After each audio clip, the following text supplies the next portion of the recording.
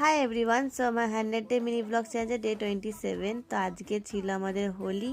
তো আমি রেডি হচ্ছিলাম হোলিতে রং খেলতে যাবো বলে। তারপর রং টং কিনে চলে যাই আমরা সব বন্ধুরা মিলে খেলতে হোলি।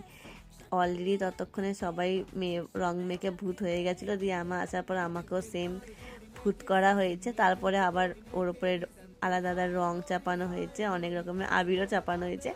আমরা খুব ভদ্রভাবেই হোলি খেলেছি, কাউকে জোর জবরদস্তি টেনা হিজড়া করে জামা কাপড় ছিঁড়ে একদমই হোলি খেলা হয়নি।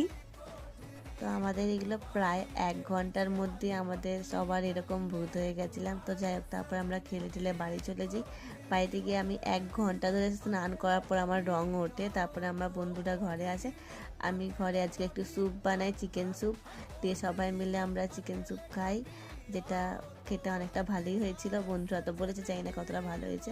তারপরে একটা ডিনারে ডমিনোস থেকে অর্ডার করি আর ডিম খেয়ে নিই। আজকে ভিডিও পর্যন্ত, নেক্সট দেখা হবে, টাটা।